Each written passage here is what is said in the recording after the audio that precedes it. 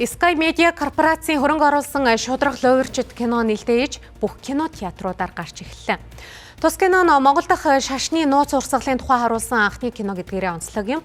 Мөн Medco Media Agency-гийн 3 дахь дэлгэцийн бүтээл юм байна.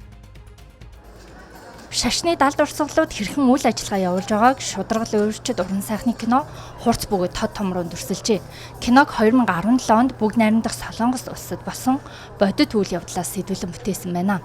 Мөн гол дүрд тоглосон жүжигчин Анарын хувьд дүрээ бүтээхийн тулд 2 сарын дотор 18 кг хүртэл хассан байна. За киноны процесс бол бид нар ер нь бол өдөртөө хасах 20-оос хасах 30 хэмжээнд зураг авалтаа хийсэн. Тэгээд дөрүүд маань дийлэнх нь маш нэмгэн хувцастай зураг авалт хийгдсэн. За тэгээд ерөнхийдөө бол даарсан, хөрсөн, зоосон, галан дунд сайхан суусан, мөсөн дунд алхсан гэж ерөнхийдөө бол бартаа туулах бартаа их байсан боловч яг одоо ингээд ардан гарцсан байгаа их баяртай. За манай киног үзээд ерөнхийдөө хүн гараад өөрөө өөртөө их ярилцах болов гэж бодож байгаа. Үзэж гарчингуудаа нэрээ хэрвээ би байсан бол яах байсан бол хэрвээ миний хүү энэ амьдралыг туулаа явж байвал яах бол миний ах, миний дүү энэ амьдралыг хэрвээ туулсан бол ер нь ямар байх байсан бол энэ зүйлээс ер нь яаж сэргийлэх бол гэж ер нь их өөрөө өөртөө ч юм уу гэр бүлтэй их ярилцах кино юм болов гэж бодож байгаа. Эрен их таалагцсан. Миний дээр хамгийн эргэн нь болохоор бас би өөрөө эрэг замтай.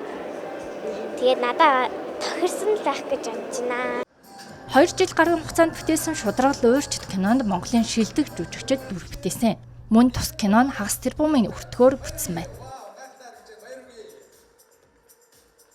Хэлэлт бол одоо өндөр байгаа. Одоо л таалагдах хаа. Бодит байдлаас эзэмшсэн болохоор өмнөх кино бол одоо шууган тарьж исэн.